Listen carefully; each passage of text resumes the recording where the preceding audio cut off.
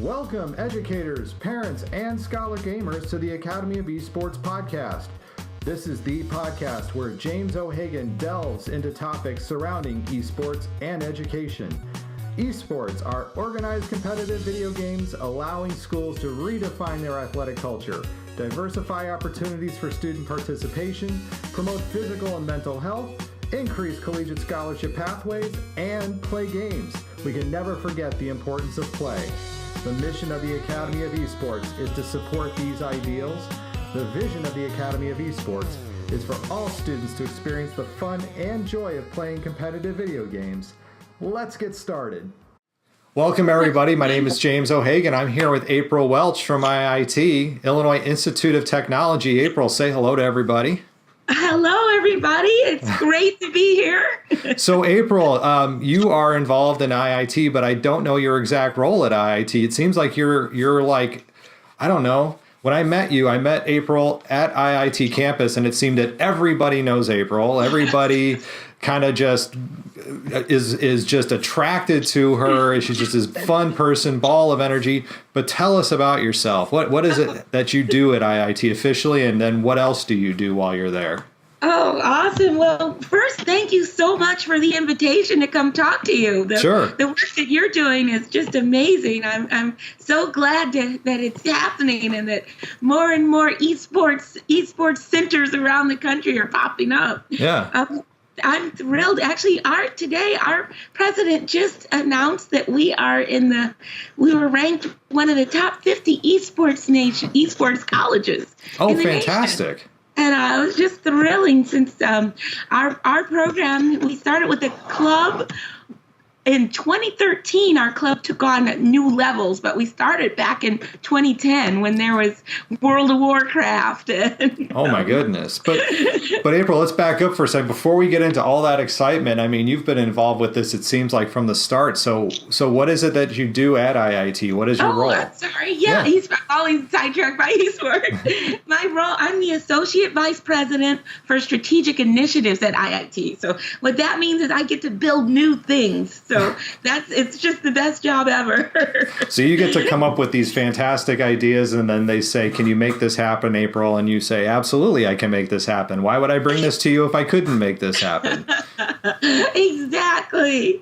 All right. So back in 2010, actually, one of my bright ideas was to build an innovation center, sort of a maker space, before there were lots of maker spaces around, because IIT, we're a tech-focused school, so we've got students who eat, breathe, sleep technology here. So they were dying for a space where they could build and they could create robots and other things that you normally would have to go through a very expensive fabrication lab to do. So we built that lab, and having that space actually gave me a platform to start esports, because I found out that as we did hackathons and everything, 24-hour, 48-hour hackathons, I needed something to sort of get the kids' mind off of the project they were on top of. And at the time, Halo was a really great diversion. Oh, okay. That's an interesting way to get to it. So basically, because you developed this space to bring these people together, this was the downtime, and you said, okay, we're going to take this downtime, and the kids decided that they were just going to start playing their own video games that they were already into then. Absolutely. And instead of them playing them on small consoles, I set up big giant projectors in an atrium. So we had people ringing from multiple levels watching the game. Really? Yeah, it was really cool. I'll have to show you some pictures of it. Absolutely. I would love to see those. And so the idea then, what was it? You just standing around watching all this fantastic stuff happening. And I have to say, not only do I love IIT, but I love the location because it's right down on 35th and yes. 35th and what? 35th and State. 35th and State, because I'm a White Sox fan, and the White Sox are over on 35th and Shield. So it's like when you go to the ballpark, you look out and you can see IIT right from White Sox Park.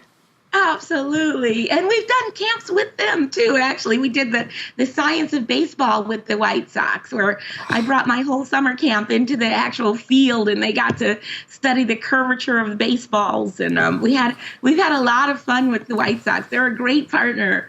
But sure. So I think we're going to go all over the place. So everybody just kind of strap in, because April and I are just taking you on a journey of everything.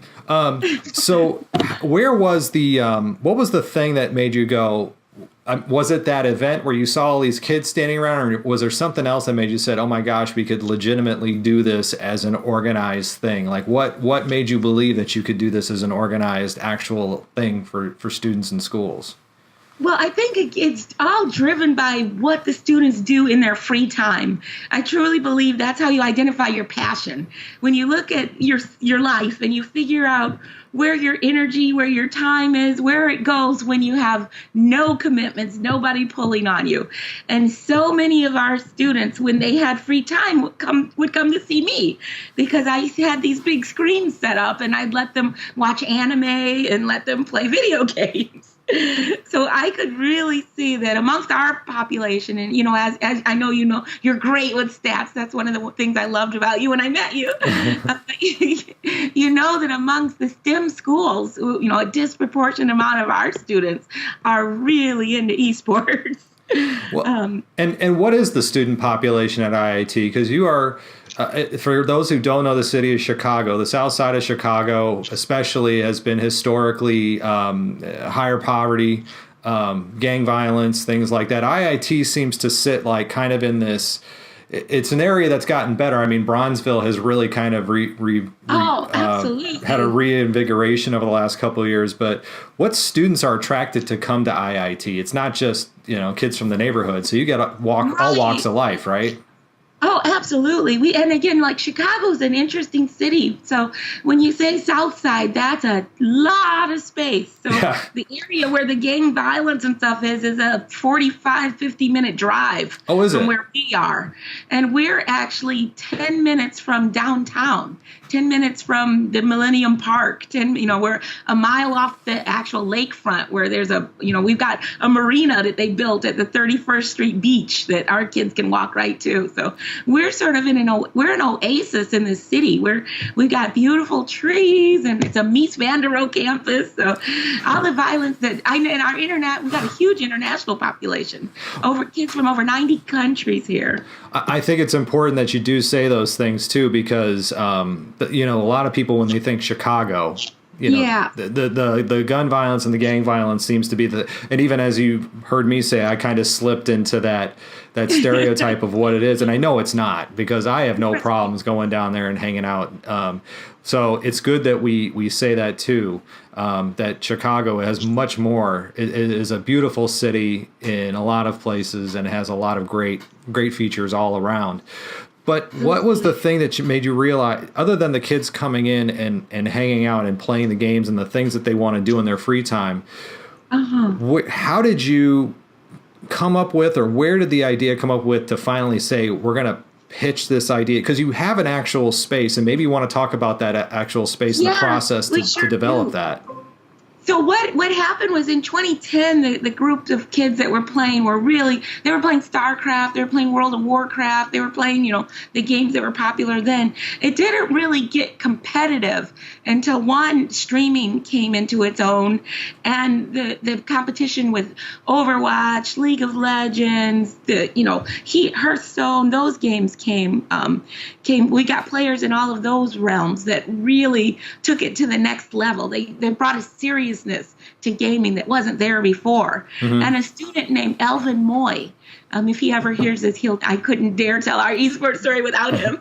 Okay, so Elvin Moy, yeah. Elvin Moy, he's an amazing student. And in 2013, he took it upon himself with some other students to really, really organize and legitimize the structure of gaming here at IIT. This was right around the time, Robert Morris had just started the work of getting scholarships for esports, and Kurt, I know Kurt and all of those guys. So Kurt Melcher, who helped found the program at Robert Morris. Yep, go ahead. Yes. Yeah. So we met them early on and actually went to visit to see what they were doing. And it was very parallel. Our kids were playing in the same level, playing at the same leagues, going to the same competitions, just not with a coach like they had.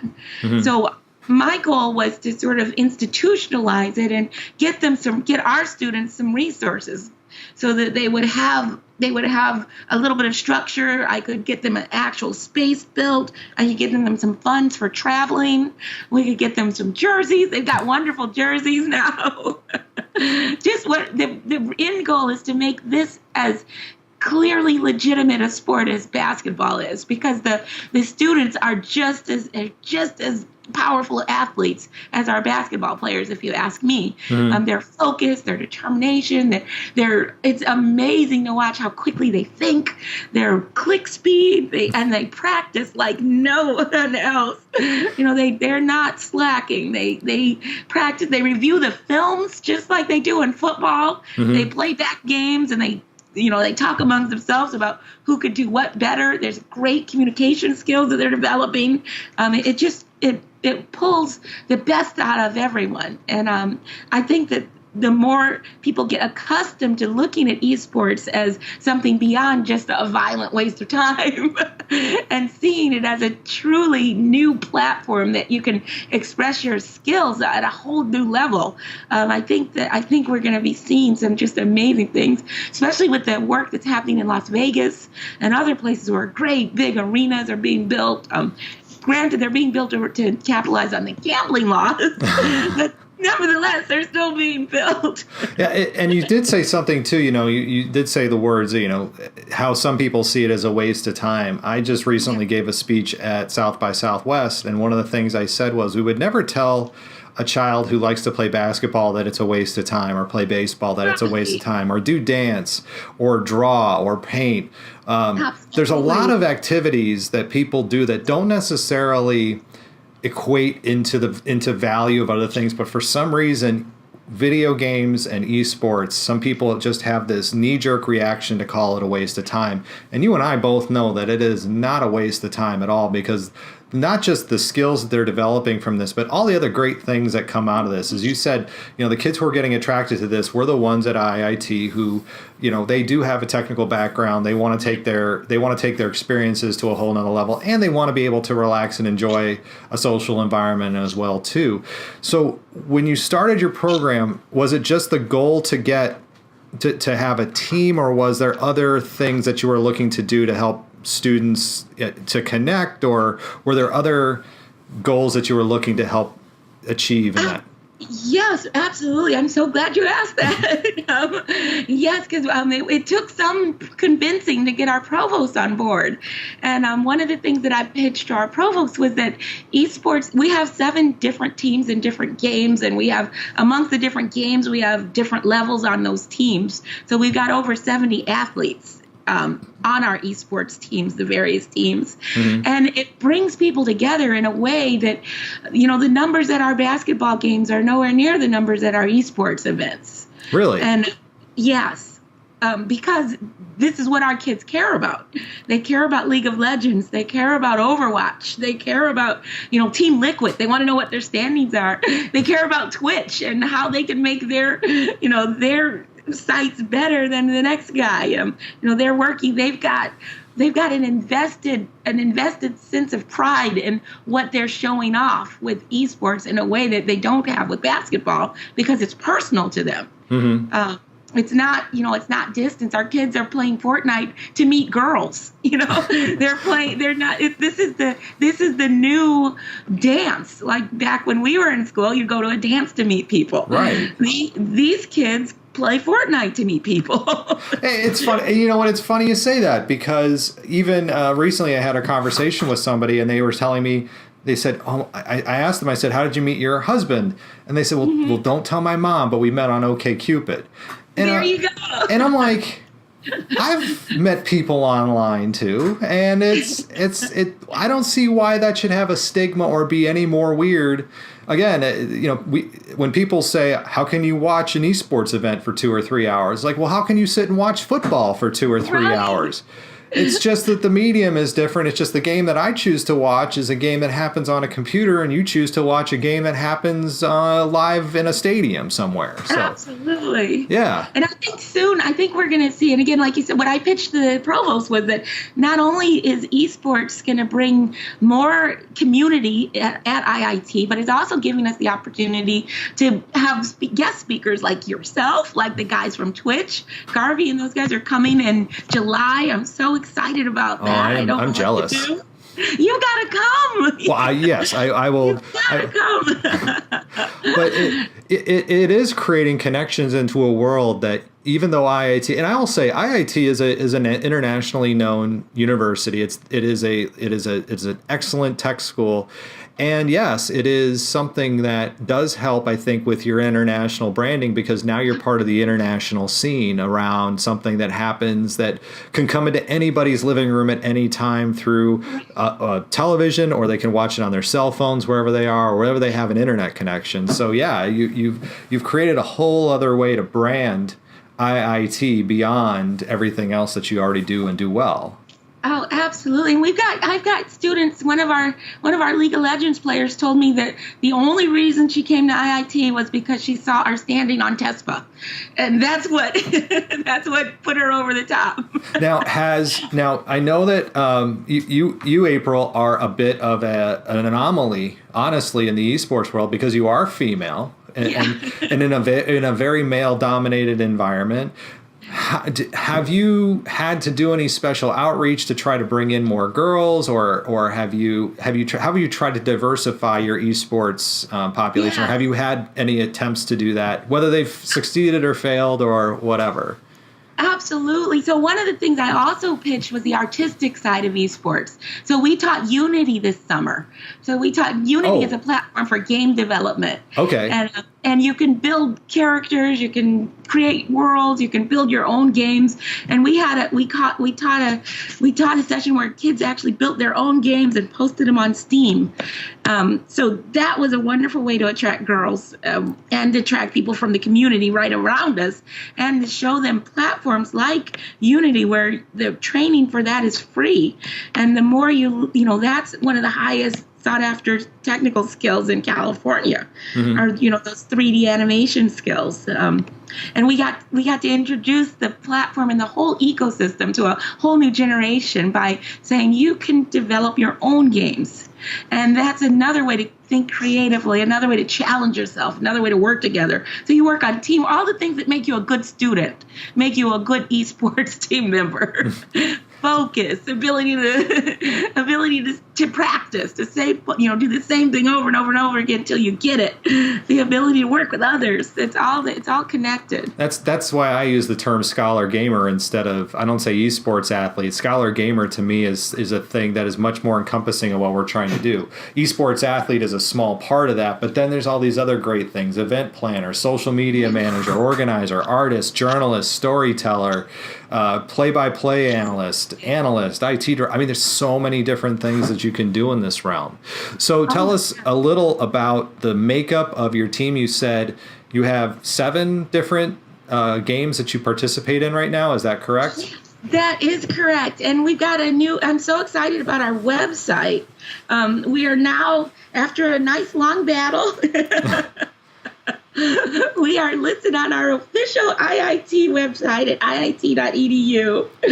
/esports? /esports.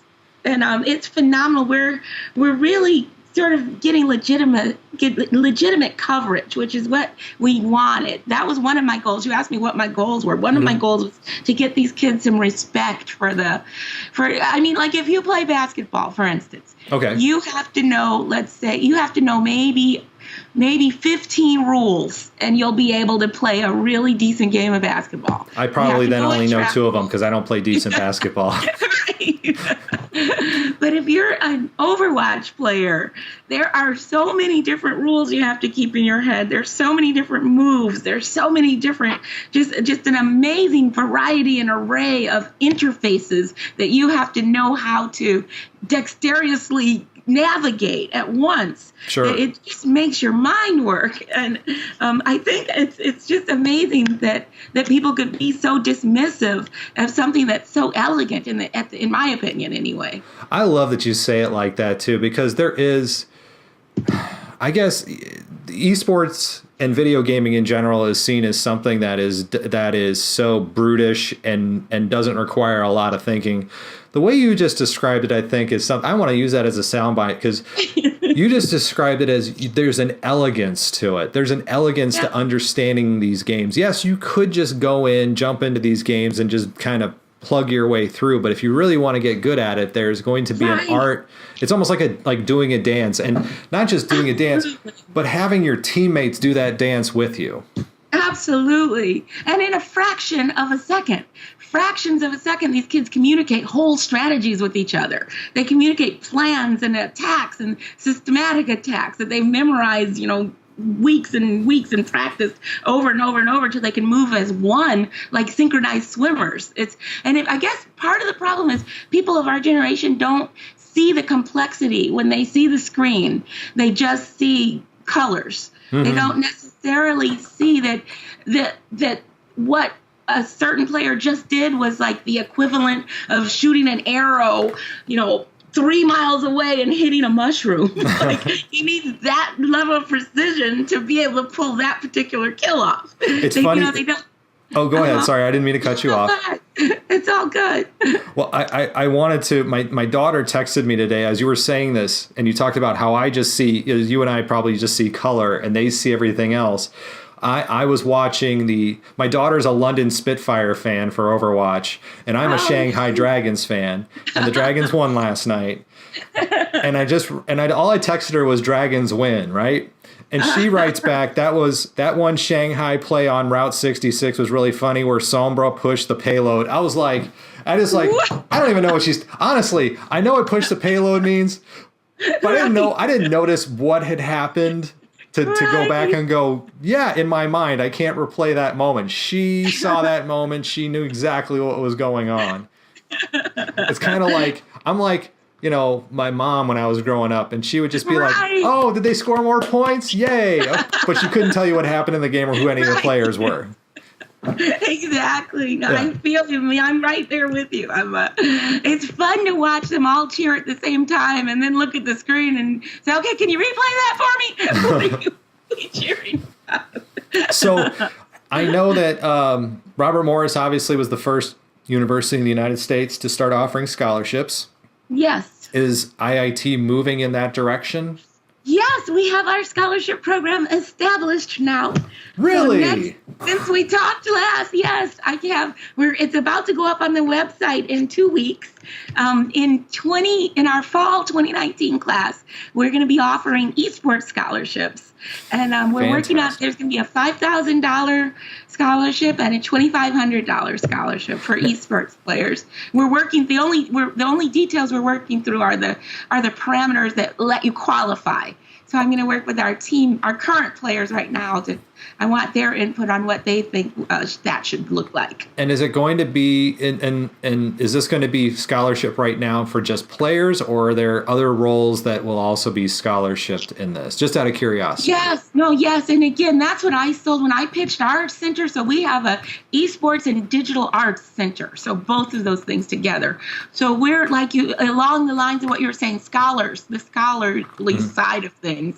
We're also looking for people who can set up an amazing Twitch feed, people who can broadcast, people who can do that film work, people who can edit and put all those plays together to make amazing content for YouTube. Mm-hmm. So we're looking for all different talents, not only the players. And our playership is very open.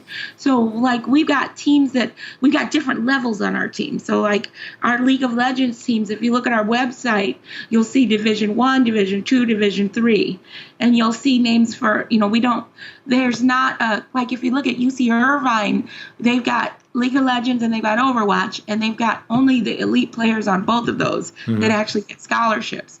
So our founding our founding principles at IIT is inclusion. Back when African Americans, like myself, were not allowed hardly to go to school, this school in 1890 opened the doors. They let women in, they let immigrants in, they let first generation in, and their focus was technology that preps you for a job. And still our focus is technology and serving the underserved and people who are not, don't have a trust fund to lean back on. I understand that completely. Yes. So our esports theory is very much the same. We are inclusive, and our scholarships are going to be inclusive. So we're going to offer scholarships for not only elite players, but also that supporting role that we need to really promote our story and tell the story of all our players. That's fantastic. And what I love about what you just shared too is that you are tying back your efforts in esports back to the founding ideals of your school. This isn't, because again, and I talk about scholar games and stuff, but this is not just about the video games. This is about everything else that comes with it. And in your story, what I've heard is that your story about esports is around inclusion. It's around bringing other people in. It's around not just supporting the elite, as you would say, but also everybody else who helps make this story one that's vibrant and interesting for everybody to listen to. Absolutely. And that, I think you hit it on the nose. Our goal is to tell the story. Like one of my favorite esports players right now, I'm going to call him out. I don't know if he'll hear it. His name is Ethan Fox. He's a star on our Overwatch team, and he's the head of our Hearthstone team. He's our captain. And, he's one of 10 kids, and he's an amazing, amazing student, like straight A kid, which I know I'm probably not supposed to share that, but since he's a straight A kid, I'm going to share it anyway. That's fine. And people also assume that if you're spending so much time doing esports, your grades are tanking, and he's the poster child for that. He's got great grades. He's fun to talk to. There's a lot of students just like Ethan who are, really paying their own way, making it happen, and figuring it all out. And esports is not only a way to exercise leadership. He's the manager of our esports center. So he exercises leadership skills and learning a lot about managing. And really, this has given a lot of different outlets for his talents that he wouldn't have known he had. He spent all night with me building DX racer chairs one day. We do what we need to do to get the job done. Right. Now, just because I know that there are people who listen to the podcast, and it sounds like you shared a little bit that this wasn't something that you just walked in and were able to just have happen. No. So talk about, I guess, for a second, the struggle that maybe some of the struggles you had, maybe a moment where you were just like, is this really worth it? Is this really going to go?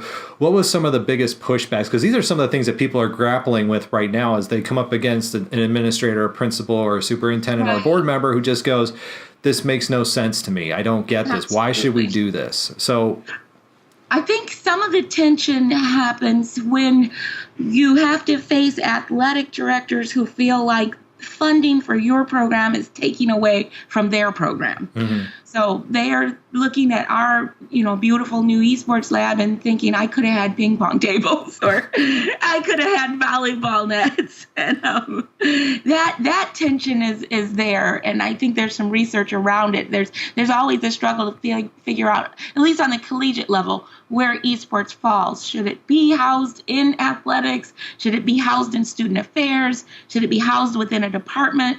And Newzoo does wonderful research on esports. Mm-hmm. Newzoo has some great reports showing, where it falls across the nation. Here at IIT right now, we've got esports falling with our enrollment division. Because that's connected, because that's where I am, actually. Oh, okay. And very much like Kurt's story at Robert Morris, the reason his fell with athletics is because that's where he was. And ours in Racine Unified falls with me, and I'm the director of digital and virtual learning. There you go. There we go. And I think Ohio, I think Boise, they've got theirs also in a similar situation like yours, mm-hmm. where they have I can't remember exactly what it's called, but it's academic. Well, University of Utah, they're in engineering. Oh, wow. Again, because that's, as you said, that's where the person falls. It's interesting that I never really thought of it that way. But now that you say it, yeah, I guess a lot of times it does fall under whoever is the one who's championing it or pushing for it or whatever it is. Because once we get these things going, it's hard for us to give it up. Right. These are our babies. These are the things that we've grown and we fought for. And it's like, yeah, we just don't want to give this over to somebody else. Right, because then we know that there's going to be no new DX racers. It's going to be volleyball uniforms.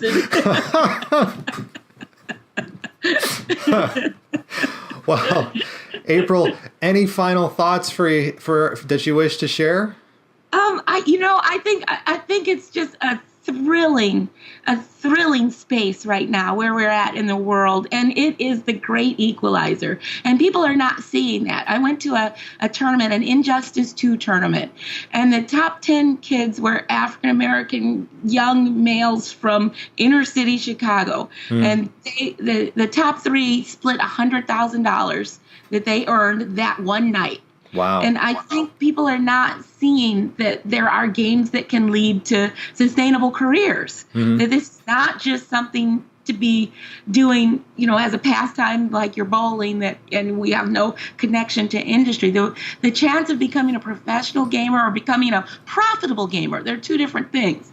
To be a profitable gamer doesn't mean you have to be with Twitch and with YouTube and with all of these other routes to earn and tournaments. Doesn't mean you have to be professional. And that is new in this world. True. That's a completely new state of being, and there's a wonderful community growing around the sportsmanship and watching and cheering, like you and your daughter. I love that story. Oh, my daughters, both of them. They're both of them. Yeah, they're right. They're Overwatch girls. They are absolutely both of them. And what my oldest, she's level silver right now. She's 15. Nice. And my second one, she's a 7th grader. She's bronze level right now, so she's working her way up. So. Oh, that's phenomenal! Yeah. And see, instead of seeing movie stars on somebody's lunchbox, we see Winston. And I love that. Yeah, actually, both of them they operate as healers. They're both. Oh, perfect. Yeah. Though my middle one, Julia, she's getting more. She's starting to get her getting her aggressions out. She's starting to switch off the healers and going into other things. Nice. And I think you make the best point ever to end with, is that there's not only shoot 'em up games, there are strategy games, there are different roles. There's a lot within these games that people don't know about. That I think that, and the teamwork, your healer, all of those work so well together that to make a unit that can play, that it's just phenomenal, I think. Well, I think it's a great space. April Welch, your energy is infectious. Oh, thank you. Yeah, I'm all fired up now. I'm going to go off and go do a whole bunch more work around esports and bring it to so many others. And I know you are too. And I know we'll be in constant contact because we're pretty much in close location proximity to each other. And I really am just glad that you're at IIT. You're right down where the White Sox are. You're you're in the right spot where you're supposed to be right now, helping out the most kids the best way possible. Oh, thank you so much. I so appreciate it. I think what our contribution is, we're being the pioneers. We're like the trampolines to set the foundation and let these kids soar. Absolutely. That's where we're at. All right, April, thank you for being on the podcast. Thank you so much. Have a beautiful night. That will do it for this week on the Academy of Esports. I've been your host, James O'Hagan. You may follow me on Twitter at Jim O'Hagan. That's spelled at JIMOHAGAN. And through the Academy of Esports account at TAO Esports. That's spelled at TAOESPORTS. It's a great way to get the latest blog posts, podcast episodes, and news coming out of esports and education. And remember, you can continue your engagement by going to www.taoesports.com. You can also connect through Facebook at www.facebook.com/TAO Esports. Thanks again for listening, and I look forward to our time again next week.